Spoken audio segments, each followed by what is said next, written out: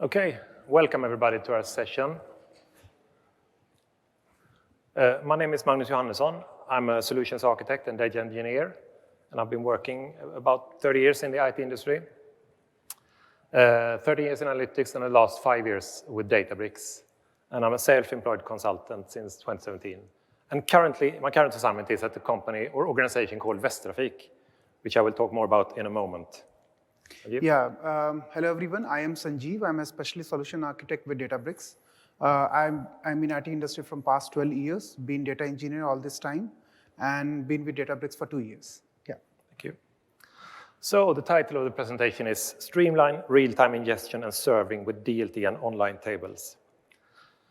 And I will talk a few words about Västtrafik, what it is, our use case, why we did this, what we are talking about today, how we implemented it, some future improvements we thought about while doing this demo, and some key takeaways.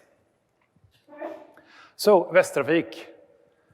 Västtrafik, it's a Swedish name. It's Swedish for West Traffic, and we are responsible for the public transport in the west part of Sweden.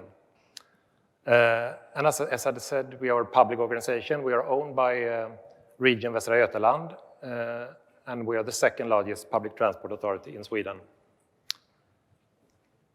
And Västtrafik does not run any traffic of its own, but instead we purchase all our traffic from our partner companies. And today we have around 40 partner companies that are the ones actually running our traffic, buses, trams, trains, and ferries.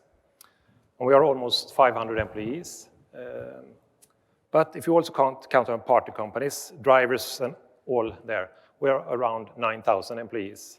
And our yearly turnover is, in dollars it's Swedish, but in dollars it's about $1 billion per year. And we serve our 49 municipalities in the west part of Sweden. Since 5 years ago, we started building our data platform. It's in Azure, and it's based on Databricks, of course, and some key data sources. We have like 25, 30 data sources, but our key ones are these. We have the planned traffic data, which is how we plan the traffic, when and where the traffic should run. And then we have real-time data, how it turned out, how it actually ran, so we can measure punctuality, cancel trips, etc. Our most popular data source is probably automatic passenger data, because we have sensors in most of our doors of the vehicles. So we count every time a passenger enters or leaves a vehicle. We count that. So we know exactly, or with a good, at least very good, where and when every passenger travel, so we can measure where we should increase or decrease the traffic. Also, this I want to mention. This is a picture from our travel app. Here, a passenger has searched from A to B. I want to go from this to there. And then he gets suggestions, 4 in this case, of possible trips he can take. And during the pandemic, there was a huge demand that we want to know how crowded the trips are expected to be based on previous week's travel. So we made a machine learning implementation, and you can see those figures, how crowded it's expected to be. So then the passenger can show, maybe I should take the third one that is expected to be the least crowded. Or maybe I should walk or take the bike if it's not that far. So this was really popular during the pandemic, when people still had to travel. Then we also have ticket data. It's also a very important data source. We count tickets, how many tickets we sell, what type of tickets, validations, which is when the passenger shows the ticket to a machine to verify that it's valid, and also ticket inspections. That is when ticket inspectors get on board and check every passenger's ticket that they are valid. So these are our most important data sources today. And using the ticket inspections combined with the automatic passenger data, we can also, we have an AI solution that measures how many passengers are actually traveling without a valid ticket. Because of course, when ticket inspectors get on board, some passengers just rush off the bus and they don't have time to check them. So the use case, why we are here today talking. If we see, here you see an example of our travel app to the right, and a passenger has searched for possible trips from stop area A to B, and they got some suggestions, and then they selected one, I want to go with this trip. Then they can see in real time where the bus is approaching the stop. As you can see, every second the bus is submitting its position using MQTT, and the travel app is subscribing to the position. So we can show in real time where it is, and because it knows which line it's running, which stop, the route of its line, etc. But for this proof of concept, we wanted to get trains up on the same level, because trains do not have the same hardware and so it only knows where it is, and its internal vehicle ID. And we wanted, as a service to the customers or passengers, show trains as well in real time in our travel app. And in our data platform, we have the necessary data to take that internal vehicle ID and add line stops, etc., to the data, and so enrich it, and then publish that data to the travel app. And this was also a good use case for testing streaming data in Databricks, because all our data ingestion is done by batch ingestion today. So this was also the first time we used streaming data in Databricks to see how good it worked in Databricks. And since the customer or passenger is waiting on a stop area for the train, in this case, they want to know where it is relatively near real time. They don't want to know where it was 5 minutes ago. They want to know where it is now. So we said it shouldn't be, the position shown in the travel app shouldn't be older than 10 seconds. So that was a target latency for this proof of concept. So the project goals was improve customer satisfaction for passengers waiting for the trains, implement it in a way that was easy to develop and maintain, and also, as I said, no longer near real time, not older than 10 seconds, if possible. So the architecture, we had an alternative to choose between Delta Live Tables and Spark Structured Streaming, which DLT streaming is built upon. But since we had a project goal to have an easy development and not have that low level, we chose to go with Delta Live Tables and try that out, because we're using DLT and other integrations. So we wanted to subscribe to the train positions using MQTT and an Azure Event Hub. And we also needed data from down left from Trafikverket, which is a Swedish government agency, which sends every time a train arrives to or departs from a station, it sends a file-based message to us. Then we wanted to combine that with the data we already had in our data platform, and then output a new Delta table with the enriched data, which was on the same level as bus and trams data, which we already had. And then the goal was to publish that enriched table to another event hub, which the travel app could subscribe to. But then I realized that Databricks has not yet released their support for publishing to an event hub. We can only subscribe to it using Delta Live Tables.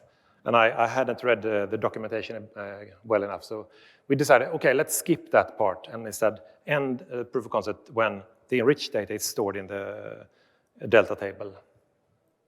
So this was the scope of the proof of concept that we ended on. Sanjeev? Yeah, thank you, Magnus. So let's look at why did we settle on this particular architecture. Before we go there, let me give you a quick primer on what is data intelligence platform. I think you might have already heard about this during the day, during the keynote given by Ali. So data intelligence platform is deeply rooted in Lakehouse, right? But with the onset of technologies like Gen AI, we bring both of them together, Lakehouse and Gen AI, and then we call it a data intelligence platform. So the engine behind is a generative AI engine. We call it intelligence engine, which is embedded right in the center of your whole platform. And it tries to give you a lot of things out of the box. For example, if we talk about the Delta Lake, which is the storage layer, it will try to learn from your usage pattern and then try to optimize your data layouts automatically, right? And then if we talk about Unity Catalog, it's a governance layer that we have. It knows about your data. It knows about your relationship between the different tables that you have. And then, for example, if you want to search and identify where my data resides, what is the relation between them. You should be able to do that using just natural language. And then warehouse, like you can do warehousing using Databricks SQL. On top of the optimization that it does, it also gives you simplicity by giving you a text to SQL conversion, right? So you just write in natural language what do you want to do, and then it will generate a code for you. Workflows, if you want to orchestrate a job, it will help optimize your job runs, subsequent job runs by studying the history, right? Like for example, what kind of VO machines are good, perfect for this kind of workload. Then delta life tables, which we have chosen for this particular use case. On top of everything that I told, the optimization, it will also work behind the scenes for the data quality that you have. For example, if it finds some of the metrics, there is a lot of skewness that is creeping in, it will flag them and also try to remediate that and help you remediate that. And then we have Mosaic ML if you want to play around with Gen AI and machine learning. Now let's see what is delta life tables, right? So some of you might already know about this one, but this is a declarative way of doing ETL on Lakehouse. What do I mean by declarative way? So you focus on the logic and leave rest for DLT to manage. For example, you can accelerate your ETL developments. It supports right now SQL and Python. It automatically orchestrates your job, DAGs. It automatically resolves the dependency between your tables, which table has to run after what, whether it should be parallel or sequential. And then it handles retries in case of failures, changing data, for example, SCD type 1 and SCD type 2, also the out of order data, right? You just need to provide the right keys that it has to work with, and rest all it will handle for you. Then it automatically manages your infrastructure. For example, in case there is a failure, how it will do the recovery, autoscaling, and the performance optimizations, for example, compaction of the files in case they are small, or vacuum. You don't have to schedule these jobs separately. Then it also tries to ensure high data quality. It has a framework called, you can define expectations there. So you write what is the bad data definition for you, and then it will be able to do those checks or expectations, verify them on the fly while it is running the pipeline. You can write unit test cases. It gives you, it logs every information that goes through these expectations. For example, how many records were passed, how many records failed, why they failed, or which particular which particular reason they failed, right? It will log everything, and then it's available for you to analyze. And then it unifies the batch and streaming. It has just one single API, one single platform where you can run your streaming and batch jobs both, which we will show you in this session. Okay, pipeline implementation. Let's look at how did we go about it. Data metrics, first, like Magnus has already explained, we have two streaming sources, like arrival and departure data that we get from traffic bucket. This is around 500 files per hour that we get.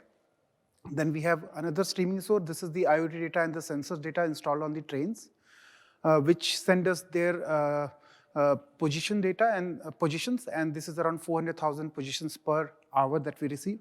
And then we have a third source, which is actually batch, where we get vehicle and plant traffic data on a daily basis, right? So this becomes a batch source for us.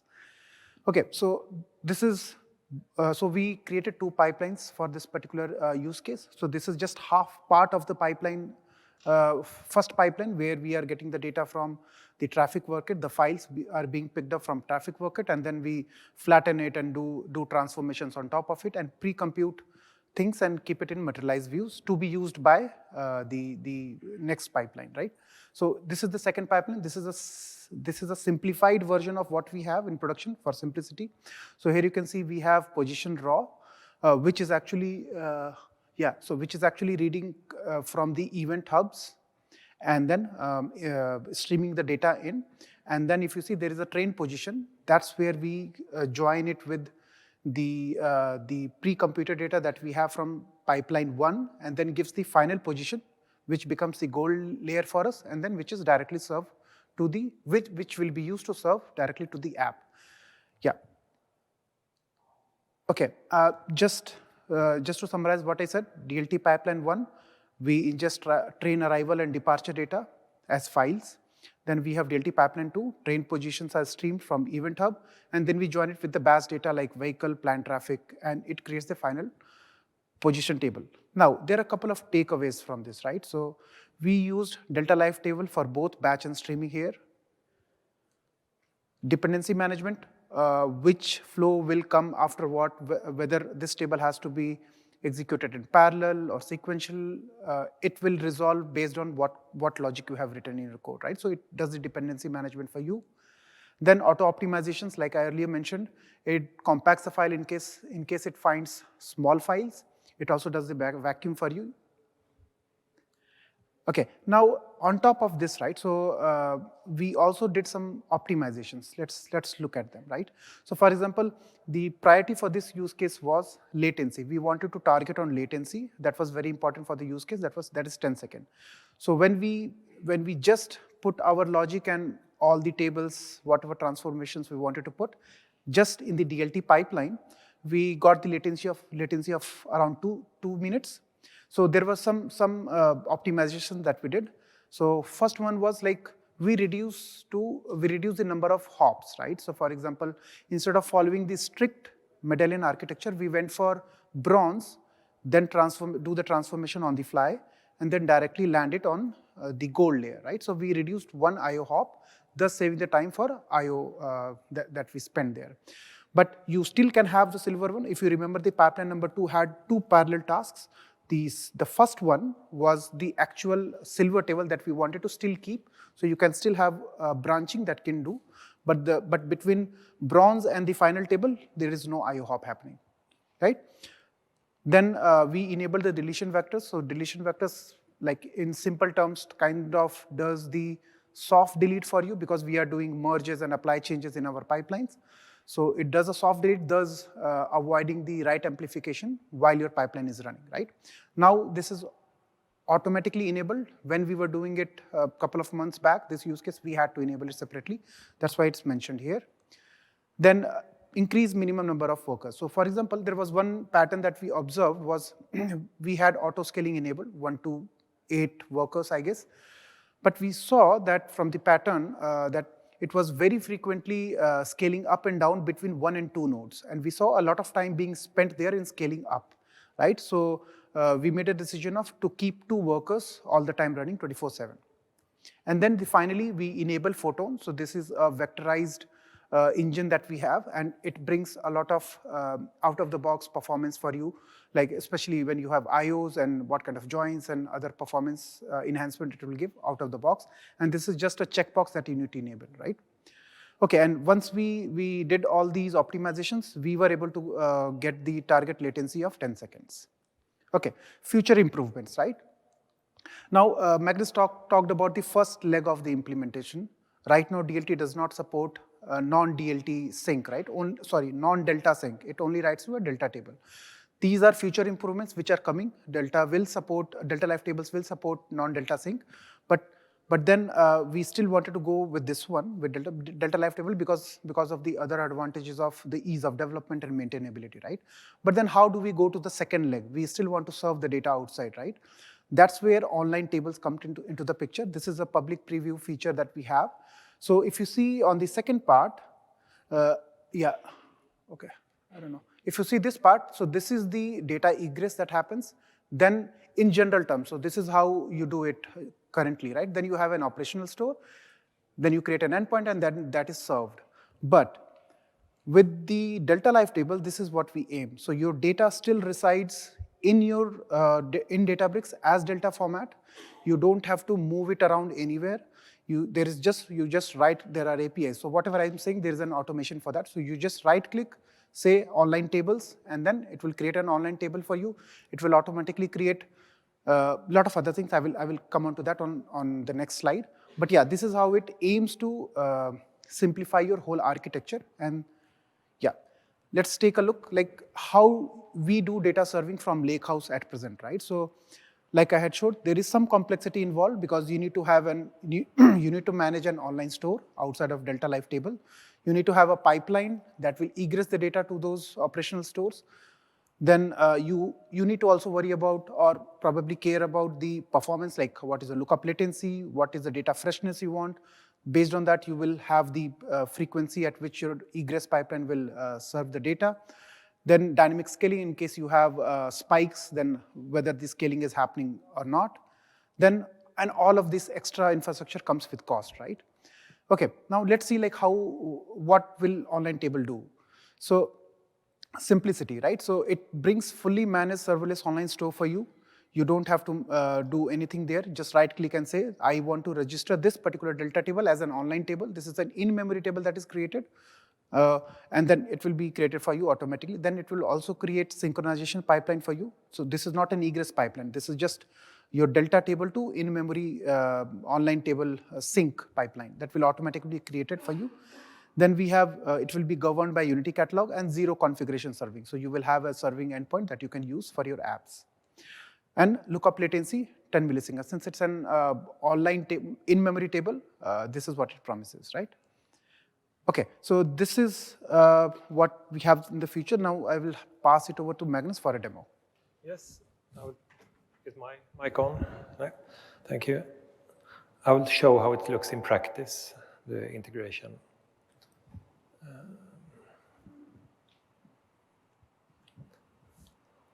Okay, so here you see the event hub that is,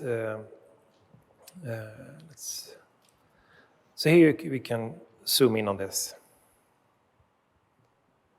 Here you see the event hub, the messages coming in. Now I just started it a couple of hours ago. That's the spike there. But then you can see that the messages are coming in like 5,000 per minute positions it is, and it's consumed in the same rate. So this is not any special. And here we have the pipeline that Sanjeev showed, just an example. It's consuming all the time, the messages in real time or near real time. And you can see here that it's running. And you can also see previous runs I've done here if you want to investigate some previous run. But one thing to be aware of, when we work with this, I noticed some mornings when I came to work, the pipeline had restarted, even though I set it continuous run all the time. And that was because 1 or 2 times a week, at least when we did this, Databricks does some upgrades in the background, probably runtime versions, other things. And then it restarts it automatically. We don't lose any data, but be aware of that, because then when we got down to 10 seconds latency, but during those restart service upgrades, it was delayed up to 1 minute. So usually it happened during nighttime, and we had a discussion with Databricks concerning that, and they said we will probably start using the maintenance windows. So you can set a maintenance window. In our case, probably middle of the night when there's no trains running or very few trains running, we could set, okay, then it's allowed to restart. Because otherwise, if it's during peak rush hour, then probably people will be annoyed that it's 1 minute latency instead of 10 seconds latency. Just be aware of that. Then you can also see, now it's a graph, you can see a list. Sometimes, some of our use cases, we have like 20, 30, 40 tables, and then you can probably see it as a list and be able to sort in only running, completed, etc. And you can look at pipeline details, update details, see how long it's been running. Also see down here, you can look at the details. If you want, in our case, we did a lot of investigating when optimizing. Then we went into the Spark UI and logs to see what is actually happening. Why is it not optimal performance? And then below, we can also see the event log. It shows every event that has happened since I started this pipeline. And the event log is also available via a Delta table if you want to do it, check it programmatically. Or if you want, you can also select a specific table and see, maybe you have to be in the graph view. See updates for that table. Data quality, as Sanjeev mentioned. We have no quality expectations in this use case, but you could see here if you had quality issues, the schema on disk and flows. So this is what it looks like in Sanjeev? Yeah, thank you, Magnus. So I have a pre-recorded demo for the next leg. So let me just do that. Why it is.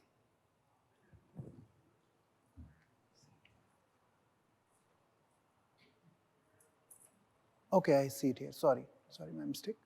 Then, okay. So this is the second part of the thing, right? Where we will create an online table and then try to show, like, we're just trying to simulate the second part of the demo, part of the project where we have an app and how we have done it. Right? So I created one, we created sample demo data, and which is just some randomly generated longitude and latitude data, probably between Stockholm and Copenhagen, right? Just say with some variance, which is already happening. It is being ingested using Delta Light table. It is connected to the event hub. And then here, if you see, yeah, it will run this particular pipeline. And here, right, if you see, it has automatically created a pipeline for you. If you see, so this was the final table that we were creating. We created an online table on top of it. And then this is the data ingest pipeline that it has already created, and it is running for us on our behalf, right? And here you see, it is always watching for the updates, and as it finds more number of records there, it will also process the commit records here. Commits, it will increment. And here you can see, you have different modes that you can do. You can do trigger or continuous modes. So in this one particular one, we wanted to have a continuous pipeline because this is a 10-second latency thing that we wanted to achieve, right? And yeah, just to simulate the app, I have just created a simple while loop. In the end, there is a sleep for 10 seconds. And in between, I am just calling the endpoint that, the serving endpoint that online table gives you, and then just plotting it on the map, right? So this is how it looks like. So every 10 seconds, this will go and call the serving endpoint that online tables have created and just plot it here. This is just to simulate how app will behave, because app will also call that endpoint in 10 seconds, right? So here you can see there are two. It started from Stockholm, and it has to come a little bit further south. So it will, every 10 seconds, it will go call the serving endpoint and keep on updating this particular map. So this was the part of the second part of the demo. I will just close this one now. Magnus? Yeah, I think this one, right? Sorry?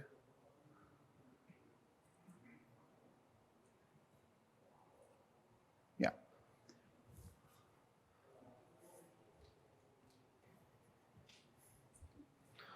So, demo. So cost is always important, at least for us. So compared to when we started the first implementation of this proof of concept until we ended, we got a 12 times performance increase, and the cost increased 6 times. And the compute cost, if we split it, compute and storage cost is affected due to, we split into 2 pipelines, and we also did a lot of optimizations. And I think the main driver for cost, except splitting the pipelines, was enabling Photon, because Photon is really fast, but it's also costly. So be aware of that. And also storage cost. With this, I didn't realize this until after the proof of concept, actually, that storage cost, when you have a continuously running pipeline, or 2 in our case, it's continuously running and reading and writing to your storage account. And also, every transaction costs. And also, you have to, depending on the chosen redundancy. And our unit catalog was using Geo. We use based in Azure, as I said. We're using Geo redundant storage account for that. But with hindsight, we probably shouldn't have used Geo redundant for this proof of concept. We should have used local redundancy to reduce cost. So I didn't realize, but that was something we learned from this, that storage cost is also affected when you have continuous pipelines. Something you can do to reduce cost, compute cost in this case, is we let DLT handle which node type it would use, because we want, as I said, as simple as possible implementation. But you could, of course, specify you should instead use this cheaper node type. It will affect performance probably, but it will reduce cost. And we can also set a limit. Sometimes it scales up to improve performance, but you could set a limit, but that will also affect latency, of course, if you set a limit on the number of working nodes. But it's a balance between cost and performance. So I mean, our first implementation was 2 minutes latency. That is probably okay for some use case, but for ours, we wanted better performance. So some key takeaways. We chose DLT for pipelining instead of Spark structured streaming, and we will investigate online tables as an alternative to event hubs going further in this, with this project. We reached the desired latency of 10 seconds. And we also reached that we wanted the implementation to be easy to develop and also easy to maintain.